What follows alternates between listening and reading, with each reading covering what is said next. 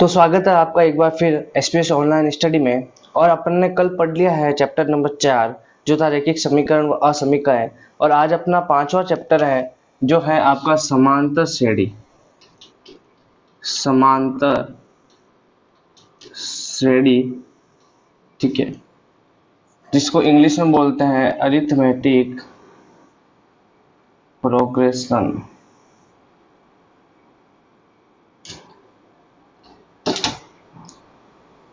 ठीक है, तो समांतर श्रेणी अरिथमेटिक प्रोग्रेशन के अंदर आपको ध्यान रखना है कि समांतर श्रेणी होती क्या है। तो समांतर श्रेणी को अगर तोड़े अपन तो देखो होता है क्या, समान अंतर।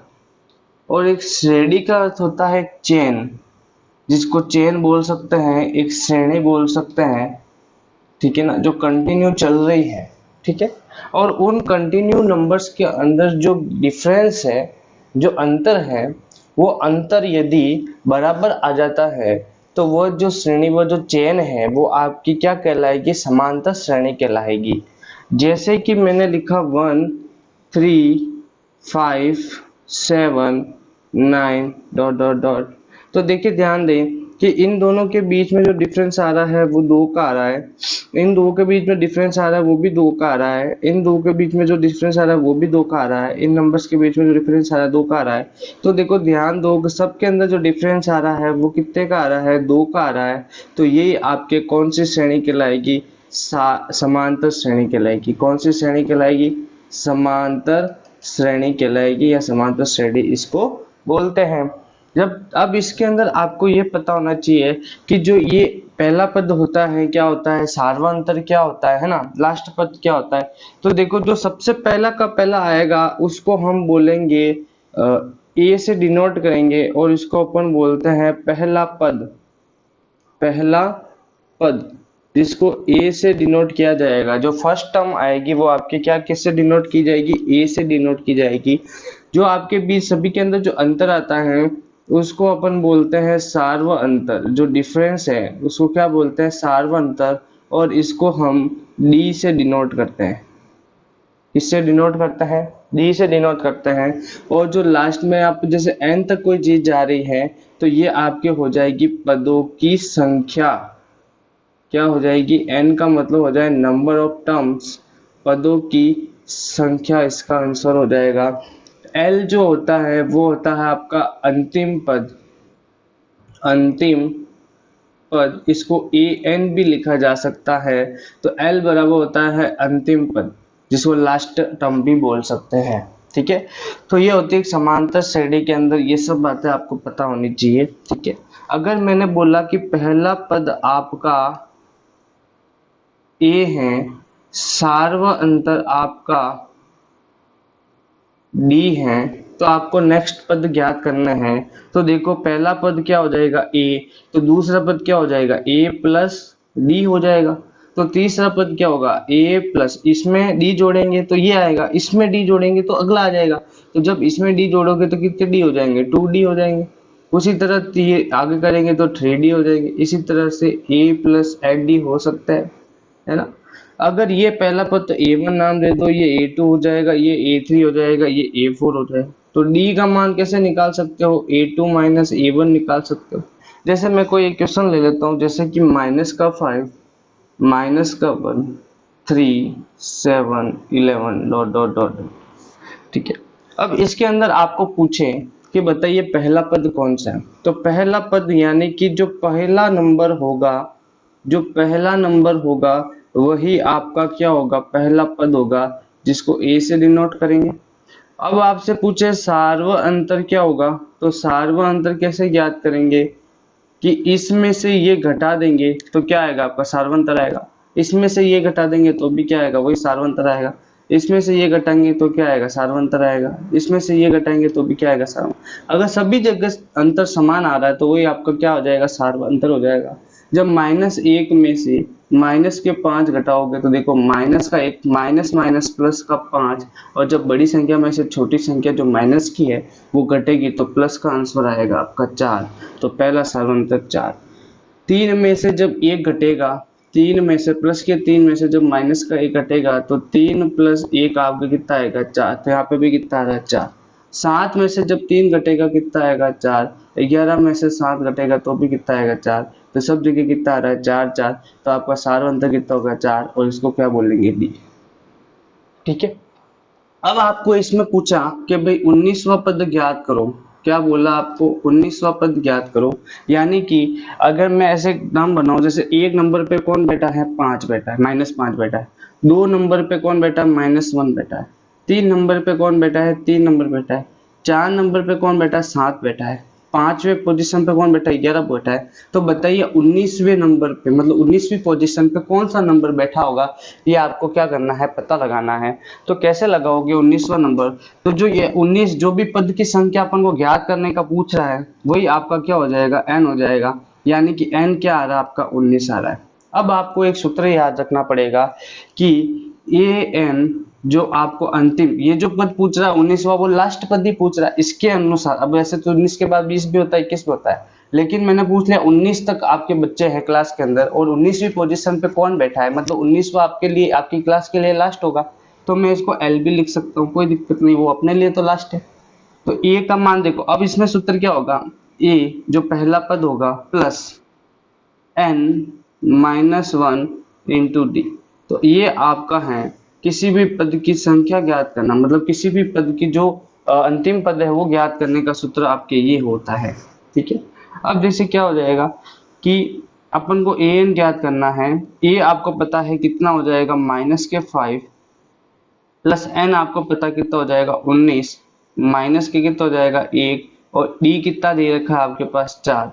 तो ये हो जाएगा -5 प्लस 18 इंटू 4, तो उत्तर आएगा आपका -5।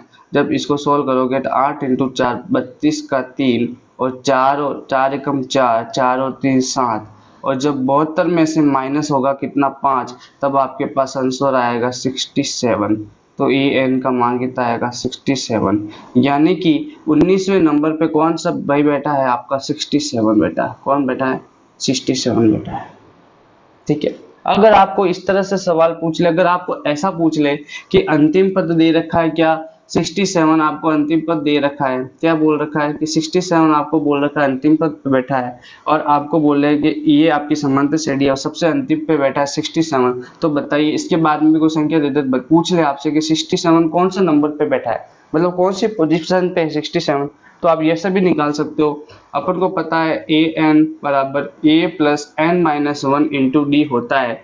ए एन का मान आपको दे रखा है कितना? 67 बराबर ए का मान अपन को पता है कितना हो जाएगा? -5 प्लस अपन को अब एन का मान ज्ञात करना है। अपन को ये पता लगाना है कि 67 कौन से बेंच पे बैठा है, यानी कौन से टेबल, कौन सी पोजीशन पे है, तो अपन को ये ज्ञात करना है n-1 इंटू डी का मान कितना हो जाएगा? 4। जब ये -5 इधर आ जाएगा तो ये हो जाएगा 72 is equal to n-1 into 4। जब ये 4 का भाग इसमें आप दोगे तो ये 4 यहाँ आ जाएगा, गुणा होगा, जो कि इधर आएगा किससे हो जाएगा? भाग का। तो 4 एकम 4, और कितना हो जाएगा? पीछे बचेंगे 3, और 8 चौक 32, 18 बार कटेगा, तो 18 इज इक्वल टू n-1। तो n इज इक्वल टू, जब ये माइनस का इधर आएगा तो 18 प्लस कितना हो जाएगा? 1, तो n इज इक्वल टू हो जाएगा 19। ये आपका क्या आ जाएगा? 67 की क्या आ जाएगी? पोजीशन। वापस वो के वो आपका पास आंसर आ गया। ठीक है।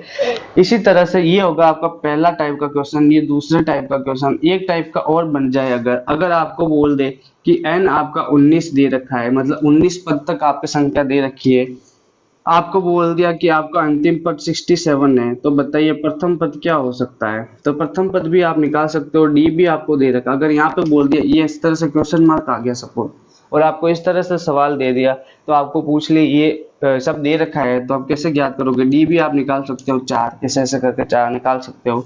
तो देखो A N is equal to A plus N minus 1, आपका आंसर डी होता ही है। ए एन का मान दे रखा है 67 इज इक्वल टू ए का मान अब ज्ञात करना है, ये हो जाएगा 19 माइनस 1 इंटू कितना हो जाएगा आपका 4, तो 67 is equal to A plus, ये हो जाएगा, वापस अपन ने निकाला था 18 इंटू 4 कितना होता है? 72, और जब 67 में से 72 घटेगा तो आपका आंसर कितना आएगा? ए इज इक्वल टू -5। ये आपका तीसरा टाइप का क्वेश्चन हो जाएगा। ठीक है। अब चौथा टाइप में आपको क्या पूछ सकता है, डी निकालना भी पूछ सकता है। क्या पूछ सकता है, डी निकालना भी पूछ सकता है आपको। एक समांतर डी तो आप डायरेक्ट अगर समांतर श्रेणी दे रखी है तो आप डायरेक्ट माइनस करके निकाल सकते हो डी, और कोई दिक्कत नहीं है आपके। अगर पूछ ले, अगर आपको सिर्फ सिंगल सिंगल कोई आंसर दे दे, सीधा बोल दे पहला पद आपको दे रखा है -5, अंतिम पद आपको दे रखा है कितना, अंतिम पद आपको दे रखा है कितना, 67 दे रखा है, एन बोल रहा है कि आपका 19 पद दे रखे टोटल, तो डी का मान ज्ञात करो। तो कैसे ज्ञात करोगे, वो के वो सूत्र यहाँ लगाओगे। तो ए एन का मान दे रखा कितना 67, और ए का मान दे रखा है -5 प्लस n-1 दे रखा है आपका 19 - 1 18 इंटू कितना हो जाएगा डी। जब इसमें हो जाएगा कितना हो जाएगा 72 बराबर 18 डी, और जब डी के डी ये है जो गुणा का इधर आ जाएगा तो 72/18 हो जाएगा, और इसका भाग इसमें जाएगा कितनी बार, 4 बार। तो डी का मान कितना जाएगा, 4 आ जाएगा। तो इस तरह से आप सारे सवाल इस सूत्र से निकाल सकते हैं। अगर आपको प्रथम पद दे रखा है, अंतिम पद दे रखा है, सार्वंतर दे रखा है और पदों की संख्या दे रखी है, तो आप सारे सवाल कर सकते हो। तो आप इसका स्क्रीनशॉट ले लें। तो देखो ध्यान दो, अगर इस तरह का सवाल आ जाए आपके पास कि 10 7 4 माइनस के 62 कोई समांतर श्रेणी दे दी, और ये बोले कि अंतिम पद से 11वां पद ज्ञात करो। एक तो बोलते हैं आगे से ज्ञात करो, अब ये बोल रहा है कि पीछे से अंतिम पद से ज्ञात करो। कौन सा, 11वां पद। मतलब इसके पीछे चलो और ज्ञात करो क्या, कि 11वां पद कौन सा है आपका, 11वें पोजीशन पे कौन बैठा है। तो देखो इसके लिए या तो आप एक सीधा सीधा सूत्र याद कर ले कि ये सूत्र होता है, और इस सूत्र से आप डायरेक्ट ज्ञात कर सकते हैं। तो ए आर मतलब मैंने आर इसलिए लिया है कि रिवर्स से, रिवर्स अपन को रिवर्स याद रखना। रिवर्स मतलब पीछे से, उल्टा चलना है आपको, रिवर्स चलना है, ठीक है ना। इस पीछे चलना है, ऐसा आगे चल रहे थे इतनी देर, अब कितना चल रहा है, पीछे चलना है। तो देखो ए आर आपको कौन सा ज्ञात करना है, 11वां पद ज्ञात करना है। अंतिम पद ए एन मैंने बताया था क्या होता है, एल ही होता है ना। यहाँ पे अगर आप एल लिखो तो भी कोई दिक्कत नहीं है। तो एल कितना दे रखा है आपके पास, -62 दे रखा है, माइनस आर कितना दे रखा है आपके पास, 11 - 1। और डी कैसे ज्ञात करोगे कि 4 में से जब 7 घटेगा कितना आएगा आपके पास, -3 आएगा। तो देखो कितना हो जाएगा, -62 -10 इंटू -3, ये हो जाएगा -30 हो जाएगा, और माइनस माइनस कितना हो जाएगा, प्लस। तो 62 प्लस कितना हो जाएगा 30। तो आंसर आएगा आपका -32, जो जिसका मान है ए इलम का, जो किधर से आ रहा है, पीछे से आ रहा है। ए इलम क्या आ रहा है, इधर से आ रहा है। तो इधर से 11वां नंबर कौन सा होगा, 32 का होगा। किसका होगा, 32 का होगा। अब आपसे पूछ ले कि इस 32 का आगे से क्या नंबर होगा, तो आप आगे का निकाल सकते हो। इसका कौन सी पोजीशन होगी आगे से, तो निकाल सकते हैं अपन। अपन को पता है क्या, माइनस के बाद 32 दे रखा है, ए का मान अपन को दे रखा कितना 10, प्लस एन माइनस एन कौन सा अपन को ज्ञात करना है, -1, और डी का मान कितना दे रखा है, -3। तो -32 इज इक्वल टू 10। ये 10 है, माइनस के हो जाएंगे कितने, इधर माइनस आते कितना हो जाएगा, 42 हो जाएगा। जब इधर घटेगा 42 हो जाएगा। ये हो जाएगा n-1 इंटू -3। ये इधर चला जाएगा तो ये -3 यहाँ नीचे आ जाएगा, और ये माइनस माइनस कट जाएगा। ये 1 और ये 4 ये 12, तो 14 इज इक्वल टू n-1, तो n इज इक्वल टू 15। तो इधर से ये कितने नंबर पे है, 15 नंबर पे है 32, -32। और ये इधर से कितने नंबर पर है, 11वें नंबर पे है, -32। मतलब पीछे से तो 11वें नंबर पे है, और आगे से कितने नंबर पे है, 32। 11 नंबर 15 नंबर पे आगे से, और पीछे से कितने नंबर पे है, 11 नंबर पे कौन है, 32 है। कौन है, 32 है। ठीक है। अब दूसरा मेथड ये है कि आपको यही सूत्र याद रखना है, ए एन प्लस बराबर A plus n-1 into D. अब देखो इस समांतर श्रेणी को अगर मैं इस तरह से लिख दूं, -62 डॉट डॉट डॉट 4 7 और 10, ऐसे लिख सकता हूँ, नहीं लिख सकता क्या, लिख सकता हूँ। अब देखो ध्यान दो, अब इस ए एन अपन को ज्ञात करना, कौन सा, 11वां नंबर। अब देखो ध्यान दो, अब इसके लिए ये ए क्या बन गया, पहला पद बन गया। अब ऐसा मैंने अगर लिखा सपोज, तो -62 क्या बन गया, इसके लिए ए बन गया। तो यहाँ कितना लिख दूंगा, -62 प्लस एन का मान कितना दे रखा है आपको, 11वां। अब इधर से ही तो ज्ञात करना, आगे से 11 तो एन लिया मैंने, तो 11-1 इंटू डी कितना होगा। आप देखो अब ये आपको समझना जरूरी कि 7 में से मैं अगर 4, पहले मैंने 4 में से 7 घटाया, यानी आगे वाले से पीछे वाला घटाता है। अब मैंने ऐसे लिख दिया तो 4 में से 7 में से 4 घटेगा ना, तो अब की बार कितना आएगा, +3 आएगा। कितना आएगा, +3 आएगा।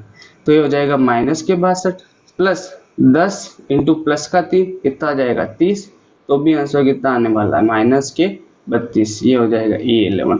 इस तरह से भी कर सकते हो, कोई दिक्कत नहीं, और इस तरह से करो तो भी कोई दिक्कत नहीं। ये आपकी किताब का मेथड है।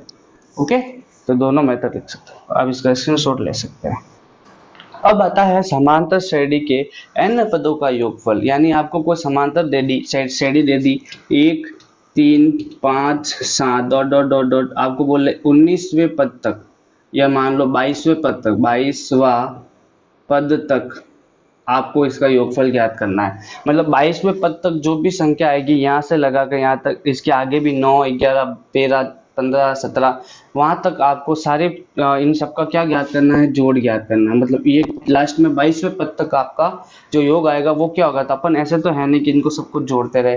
पहला मेथड तो ये है कि सबको एक एक एक करते 22 नंबर तक आप जोड़ते रहो, तो जोड़ोगे तो टाइम बहुत ज्यादा लगेगा। तो इसीलिए ये सूत्र निकाला गया है कि Sn बराबर क्या होगा, मतलब sum of the number of terms. तो n by two 2a plus n minus one into D, ज़्यादा हार्ड नहीं है, आपको थोड़ी सी चीज़ ज़्यादा याद रखनी है। ठीक है, तो देखिए Sn जैसे मैंने मान लिया कितना है आपके पास, ये 22 दे रखा है। कितना दे रखा है, 22 दे रखा है। अब देखो ध्यान दो, 22 दे रखा है तो ये कितना हो जाएगा, 22/2 हो जाएगा। यहाँ पे भी तो n का मान दे रखा है। अब देखो क्या हो जाएगा, 2 इंटू ए का मान आपको पता है, फर्स्ट टर्म कौन है, e, प्लस n का मान दे रखा कितना, 22, तो 22 माइनस 1 इंटू डी का मान आपको पता है सार्वंतर है, 3 माइनस 1 कितना होगा, 2। तो ये आपका सूत्र बन जाएगा और ये इसमें पुट कर लोगे। तो S22 मतलब 22 नंबर तक 22 टर्म्स का कितना होगा आपका योग, वो ध्यान रख पड़ जाएगा अभी। तो 2 का भाग इसमें दोगे 11 बार, तो ये हो जाएगा 11। फिर ये हो जाएगा देखो 2 प्लस 22 इंटू 22 माइनस 1, ये हो जाएगा 21 इंटू 2। अब देखो कितना हो जाएगा, 11। ये हो जाएगा 2 प्लस 2 और 2 दूनी 4, तो ये कितना हो जाएगा 11 इंटू 2 44। अब देखो मैंने 22 क्यों लिया था, मैंने देखो पहले यहाँ 19 लिखा, फिर मैंने 22 लिख दिया। क्यों लिखा, इसका एक कारण है। मैं आपको 11 का गुणा किसी संख्या से करना दिखाना चाहता था। देखो किसी भी संख्या को 11 से जब गुणा किया जाता है तो आपको कुछ भी नहीं करना है, आगे की संख्या को यहाँ लिख दो, पीछे की संख्या को यहाँ लिख दो, दोनों संख्याओं को जोड़ के बीच में लिख दो, यही आपका आंसर हो जाएगा। इससे मैं एक ट्रिक भी बताना चाहता था आपको। क्या करोगे, 11 का गुणा किसी भी संख्या से हो रहा हो, आपको कुछ भी नहीं करना है। ये इकाई के अंक को इधर लिख दिया, दाही के अंक को इधर लिख दिया, दोनों अंक को जोड़ के यहाँ लिख दिया, आपका राइट आंसर आपके सामने है। चाहो तो गुणा करके देख लो कि 4 4 इंटू 4 4, ये हो जाएगा 4 8 और 4। देखो वो क्यों आंसर है। तो आप जल्दी कर सकते हो, इसमें आपका टाइमिंग बच सकता है। कई बच्चों के मैथ्स के अंदर सवाल करते करते टाइमिंग निकल जाता है, उनके सवाल पीछे रह जाते हैं, तो इस वजह से आप जल्दी कर सकते हो। ठीक है, अब देखो 4 8 4 आपका योगफल आ गया। ठीक है, यहाँ तक आपने सवाल को सही हल किया है। ठीक है, Sn is equal to n by two A plus L. अब देखिए n by two A plus L के अंदर आपको कैसे ज्ञात करना है। l का मतलब आपको पता ही है क्या है, अंतिम पद है। क्या है, अंतिम पद है। अब देखो एक बार अपन इसी सवाल का अंतिम पद ज्ञात करते हैं, इसी सवाल का अंतिम पद ज्ञात करते हैं एक बार। तो कैसे करेंगे, देखो ध्यान दो, ए एन इज इक्वल टू, देखो अपन को वापस जी उत्तर वहां पे भी लाना पड़ेगा, है ना। तो ए एन इज इक्वल टू होता है, आपको पता है ए प्लस एन माइनस, देखो रिवीजन हो रहा है एक तरह से। तो ए एन आपको ज्ञात करना है, कितने नंबर का है, 22वें नंबर का है। आपको ये पता लगाना है 22वें नंबर पे कौन है। तो देखो ए का मान 1 प्लस 22 माइनस 1 इंटू डी का मान कितना दे रखा है, 2। तो 1 प्लस 21 इंटू 2, तो 1 प्लस कितना हो जाएगा, 2 इंटू 2 दूनी 4, तो 43 आपका क्या आ जाएगा, आंसर आ जाएगा। तो इस नंबर पे कौन भाई साहब बैठे हैं, आपके 43 बैठे हैं। अब देखो ध्यान दो, आपको देखो पहला पद पता है 1, दूसरा पद पता है आपको कितना, 43, ये अंतिम पद क्या पता चल गया, 43। और अगर आपको परीक्षा में ये सवाल पूछे कि पहला पद दे रखा है तो आपको, और अंतिम पद दे रखा है 43, तो आपको ये सूत्र लगाने की जरूरत नहीं, आपको सीधा ये लगाना है। तो ए एस एन 22वां पद है आपका, कितना हो जाएगा, देखो एन का मान कितना दे रखा है आपके पास, 22/2, ए का मान कितना दे रखा है 1, प्लस इसका मान कितना दे रखा है आपके पास 43, तो ये हो जाएगा देखो कितना, 11 बार कटेगा, 11 इंटू 44, ये 4, ये 4, 4 और 4 8, आपका राइट आंसर हो जाएगा। देखो वापस हो गया आ गया। तो इस तरह से आप कर सकते हो, दोनों सूत्रों से यूज ले सकते हो। ये सूत्र कब लगेगा, जब अंतिम पद, प्रथम पद और पदों की संख्या दे रखी होगी तब लगेगा। और अगर यहाँ पे ये पूछे कि सीधा 22 से पद तक ज्ञात करो तो आपको ये सूत्र लगाना पड़ेगा। अगर आपको अंतिम पद दे रखा है तो आप ये सूत्र लगाओ, और अगर अंतिम पद नहीं दे रखा है तो आपको ये सूत्र लगाना है। अब भाई किसी बच्चे के दिमाग में ये निकला कि 11 को सर आपने 2 डिजिट की संख्या से गुणा किया, कोई बात नहीं, अपन 3 डिजिट की संख्या से कर सकते हैं। देखो कुछ नहीं करना है, इकाई की संख्या को यहाँ लिखा, इस संख्या को यहाँ लिखा, सबसे पहले जोड़ेंगे 6 और 3 9, फिर इस 3 और 6 को जोड़ेंगे तो हो जाएगा 9। ये आपका राइट आंसर हो जाएगा। आपको इतना करने की जरूरत ही नहीं। ये देखो आप एक बार करके देख लो तो 6 3 6 गुणा 6 3 6, ये हो जाएगा 6 9 9 6, वो क्यों आंसर आएगा। तो आप 4 संख्या की गुणा का भी कर सकते हो। 4 3 1 3 6 लिख दिया अगर मैंने, तो देखो क्या हो जाएगा, ये 6 यहाँ लिख दो, ये 6 यहाँ लिख दो, 6 और 3 कितने हो जाएंगे 9, 3 और 1 कितने हो जाएंगे 4, 1 और 3 कितने हो जाएंगे 4, 6 और 3 कितने हो जाएंगे 9। ये आपका राइट आंसर। करके देख सकते हैं अपन, कोई दिक्कत नहीं है। 6 3 1 3 6 गुणा 6 3 1 3 6, देखो 6 9 4 4 9 6, ये राइट आंसर हो गया। तो 11 का गुणा करना आज के बाद आपके लिए बहुत आसान है, बस जल्दी से जल्दी आप इस तरह से कर सकते हो। ठीक है, तो आई होप आपको ये समांतर श्रेणी वाला सवाल समझ में आएंगे। सूत्र समझ में, आपके लिए सूत्र समझ लो। इसके बाद में अपन जैसे ही पूरा कोर्स हो जाएगा अपन क्या करेंगे, इसके क्वेश्चन जो हार्ड है जो बोर्ड में आया हुआ है वो करेंगे। ठीक है, तो आप इसका एक स्क्रीनशॉट ले सकते हैं। Thank you.